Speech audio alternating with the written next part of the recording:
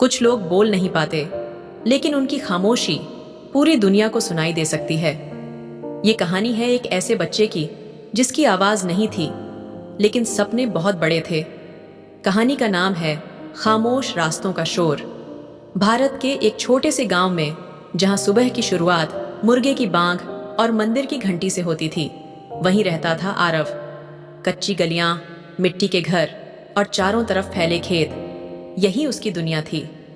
आरव रोज सुबह अपने टूटे हुए स्कूल बैग को उठाता, माँ के पैर छूता और बिना कुछ बोले स्कूल चला जाता।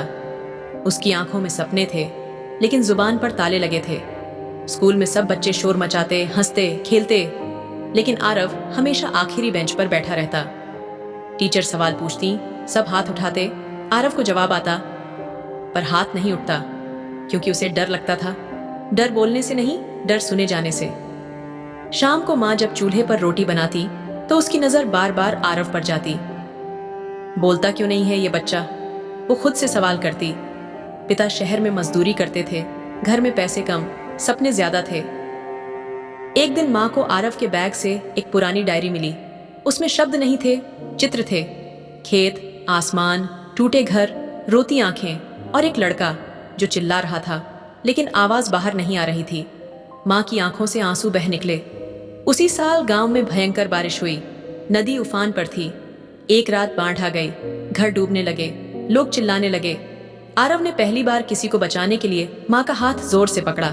उसकी खामोशी टूट रही थी। बाढ़ के बाद परिवार को गांव छोड़ना पड़ा। वे शहर आ गए, शहर जहां इमारतें ऊंची थीं और इंसान छोटे। आरव पहली बार इतनी भीड़ में था। यहां भी कोई उसकी आवाज नहीं सुनता था। नई स्कूल, नए बच्चे, नए टीचर, लेकिन डर वही पुराना। जब भी उसे बोलना होता, गला सूख जाता। लोग उसे अजीब कहने लगे। एक दिन ड्राइंग क्लास में टीचर ने नोटिस किया, आरव की ड्राइंग सबसे अलग थी। दर्द भी था, सच्चाई भी। टीचर ने धीरे से पूछा, ये तुमने बनाया? आरव ने पहली बार सिर हिलाया।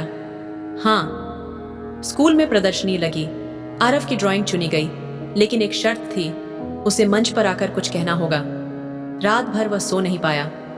डर और सपने लड़ते रहे। मंच पर सबकी नजरें थीं, हाथ कांप रहे थे। वह कुछ सेकंड चुप रहा, फिर बोला, मैं बोल नहीं पाता, पर महसूस बहुत करता हूं।